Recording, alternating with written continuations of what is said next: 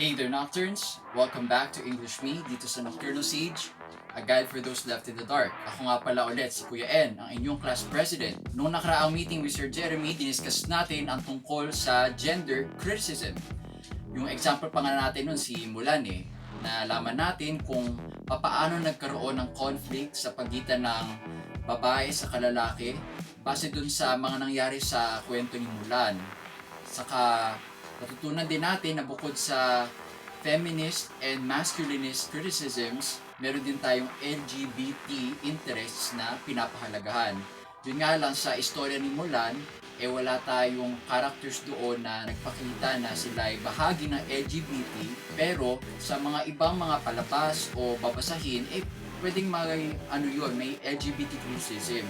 So kung may mga napanood kayong kagaya niyan, ngayon ay nauuso na yung BL series, siguro yun, tsak talaga na ma-apply yung LGBT criticism. So the next time na manonood kayo ng ganun, i-apply nyo na yung mga natutunan nyo. Ngayong gabi, pag-uusapan naman natin ang rhetorical criticism. So ang rhetorical criticism, yan yung may ina-unpack tayong hidden meaning. Kumbaga, nagti-treasure hunting tayo para sa meaning na lingid sa kaalaman ng marami kasi kadalasan yung mga napapanood nating commercials dinadaanan lamang natin pero hindi natin alam na minamanipulate na pala tayo dito. So yun ang skill na matututunan natin ngayong gabi, ang pag-discover sa hidden meaning ng mga nababasa at napanonood. So samahan nyo na ako sa ating klase ngayon with Sir Jeremy for our next lesson. Oh English me, oh English me, gusto kong matuto ng Ingles pero hindi alam kung paano. Good evening class. For tonight we will talk about rhetorical criticism. What is this criticism all about? Here, we analyze how certain signs in what we read, hear, or view influence the meaning of a certain work, whether it be literary or medial. Here, we simply try to discover the hidden meanings behind, let's say, the employment of white American males and black American folks. There's a hidden meaning to that, which is usually taken for granted by viewers because most of us would passively watch commercial ads because we are obsessed with what we're really watching. But if we try to look at these commercials that appear in the middle of a good YouTube video or Netflix whatsoever videos that we consume, then we'll be able to appreciate these commercials in a different light and understand why they're being shown in the first place. Well, maybe they're not the 100% accurate answer, but we will have an idea why commercials are being made.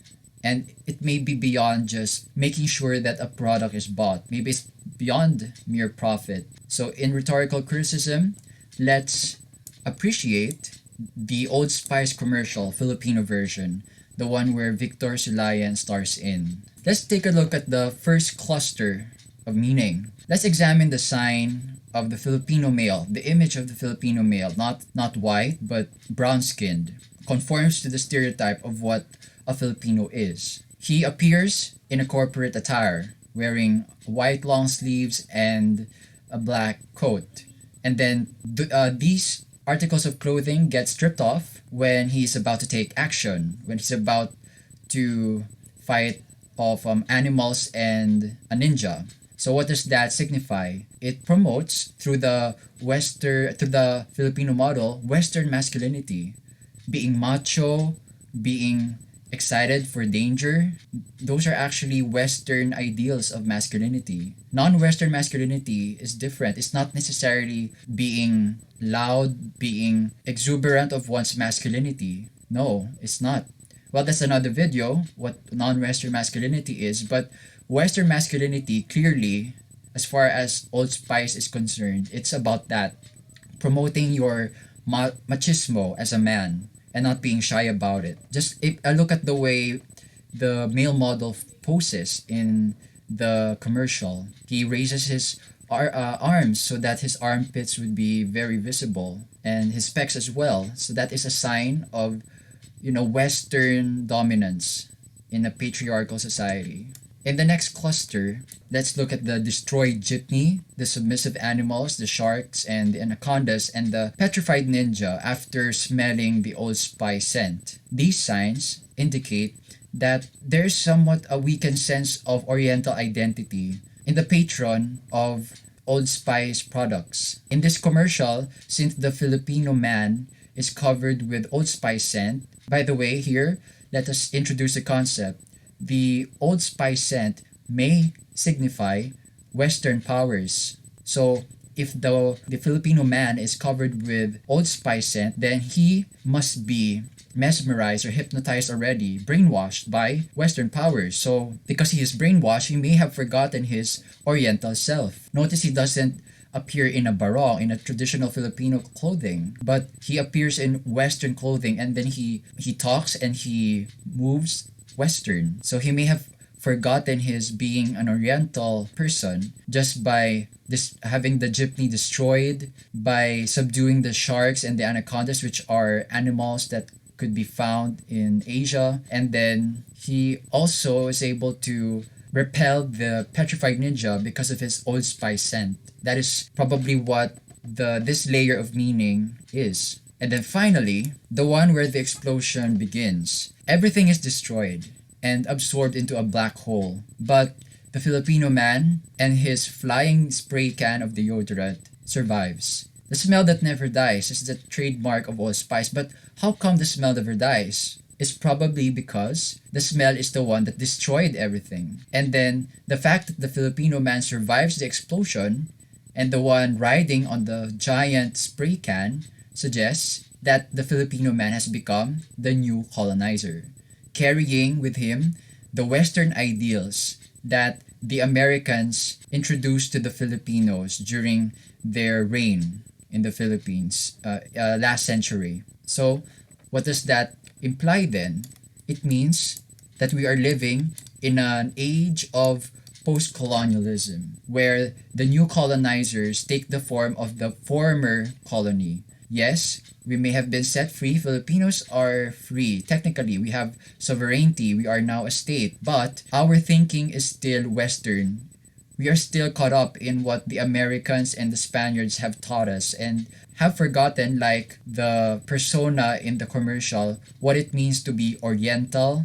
And we still promote Western ideals of becoming powerful, of being macho. And then we also promote these ideals, pass them on to the next generation and other people. Maybe that is the reason why indigenous people exist, is because they've been forgotten. The sense of being Oriental is slowly fading away because of the Old Spice scent. So see, commercials are not just made to ensure profit, but to send a post-colonial message to the viewers that since we Filipinos patronize such Western products, we have also allowed ourselves to be caught up in what these Western products are trying to tell us. And we are deaf because we, first of all, we just let them play, these commercials play. And then once the commercial ends, we just go about our day as if nothing happened. That's why we're brainwashed, is because we're not conscious. But now, thanks to rhetorical criticism, we are now aware that we are being manipulated into buying these Western products. Can you still take the truth? Continue surviving in the dark for the next approach. Oh, English me, oh, English me. Gusto kong matuto ng Ingles pero hindi alam kung paano. Sino ang magtuturo? Gusto kong matuto na talaga. Oh, English me.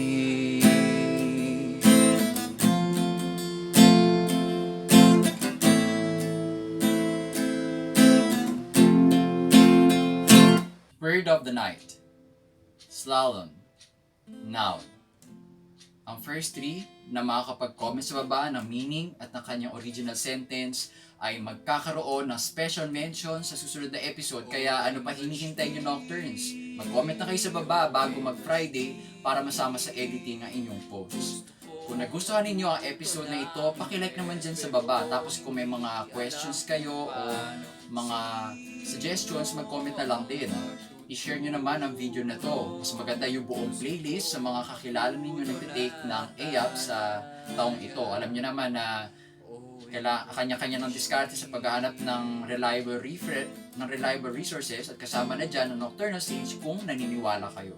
Mag-join din kayo sa ating private Facebook group, The Nocturne Space, kung saan mapag-uusapan natin yung mga topics na hindi nyo maungkat sa mga pangkaraniwan ninyong pag-uusap sa pamilya o sa kaibigan dahil ang di pangkaraniwan ay para sa mga di pangkaraniwan lamang. So kasama na dyan kayo kung tinuturing ninyo sarili nyo na kayo'y kagaya na isang nocturne at sumali na kayo sa Nocturne Space para makakilala kayo ng mga kagaya nyo mag-isip at makaka-appreciate din sa mga sasabihin nyo. At higit sa lahat, mag-subscribe at itap nyo yung notification bell para hindi kayo mahuli sa anumang updates na bago. New episodes every Tuesday at 8pm nga pala. Ang Nocturnal Sage ay nakatuon sa 4 na bagay. Ang una ay self-conquest. Kung may mga pinagdaraanan kang mga emotions na mabigat gaya ng anger, sadness, etc., walang medical prescription to, pero bibigyan ka namin ng tips kung paano i-process ang mga emosyong ito through introspection and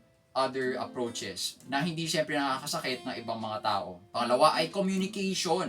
Bukod sa English Me, iniisip ngayon ni Sir Jeremy na gumawa ng isang playlist para sa oral communication in context. Kung gusto mo i-develop yung public speaking skills mo kahit sa panahon ng pandemya, puro online man yan, pwede ka pa rin malagay sa sitwasyon kung saan magsasalita ka sa maraming mga tao. At kung gusto mo ma-overcome, let's say, yung stage fright, pwede ka namin bigyan ng tips kung paano gawin yon. Basta, bigyan nyo lang kami ng karagdagang suporta, subscribers, saka, yon isa pa, views. Importante din yon para mas para yung algorithm ay maging pabor naman sa channel na to at mas marami pang maabot na mga nilalang na naghahanap ng kanilang way sa darkness. Pangatlo ay leadership. Kung ikaw ay bagong halal na student council officer or professional ka na, at saka bagong promote sa trabaho at gusto mong matutunan yung basics ng paghawak ng mga tao, pwede kang tulungan ni Sir Jeremy dyan kasi forte niya rin ang leadership and management. Pang-apat ay expansion. Kung naghahanap ka ng mga skills na dapat mong taglayin, mga kaalaman na sa tingin mo hindi na relevant sa'yo at gusto mong makuha yung kaalamang relevant sa nais mo talagang gawin sa buhay or gusto mong ma-discover kung ano ba talaga yung gusto mong gawin na magpapalago sa'yo at hindi mo lang yan nakukuha basta-basta sa pagkakaroon ng mataas na grades o matataas na sahod o sweldo, pwede ka namin tulungan kung paano i-discover yung potential mo, kung anong mga skills at saka knowledge sets ang kailangan mong i-focus yung attention mo kasi yung combination na yon yung susi para matuklasan mo kung ano yung activity na para sa iyo at magdadala sa iyo ng self-fulfillment. Salamat sa panonood. Ako muli si Kuya N. Kita-kits sa susunod na episode ng English Me dito sa Nocturnal Sage, a guide for those left in the dark.